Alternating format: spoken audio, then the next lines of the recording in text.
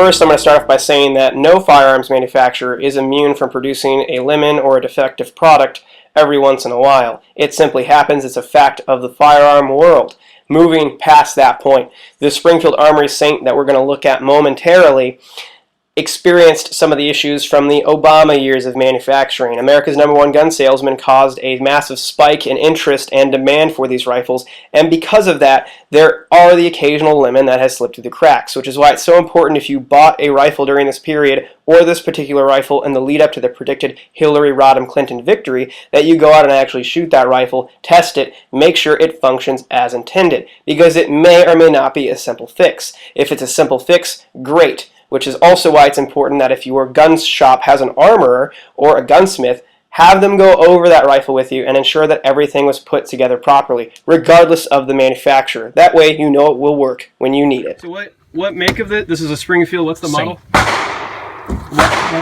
Saint. The Saint? Yeah. So the pen back that a little bit. How many rounds do you have through this so far? Just over 100. Okay. So there's something to be aware of. Okay. I do like that rear sight though quite a bit. Huh. It's an undersized 100 pin. rounds through. And it's just kept wobbling. Yeah, it'll.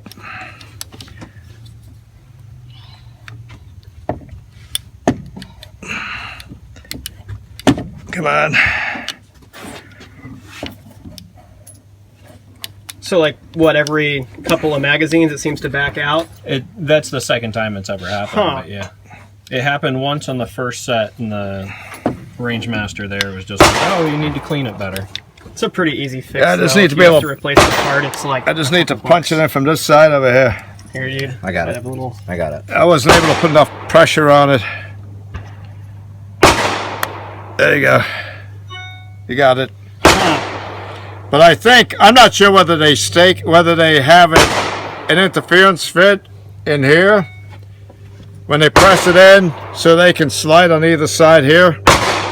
But I think it's just, the pin is just undersized.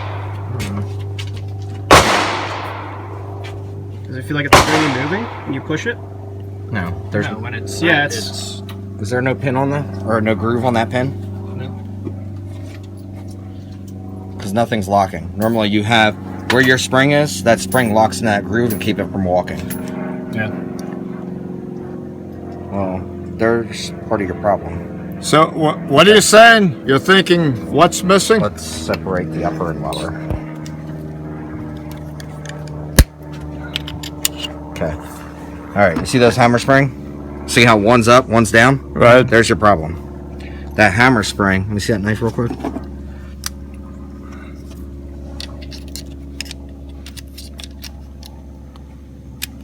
If you need a smaller one, I've got a little Leatherman. See, that'll work.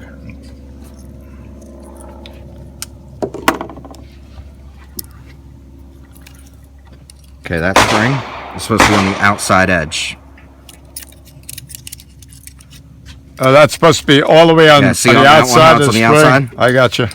And that keeps it from walking. There's a pin. See how that's just locked out? So that now lays in a groove. There's a groove on both sides of that pin. If you pop that pin out and look at it, there's a groove on both sides. That spring lays in that groove, and that's what keeps it from walking. You understand that? Yep. That was the problem. Those springs on top. Appreciate it. Thanks. Yep.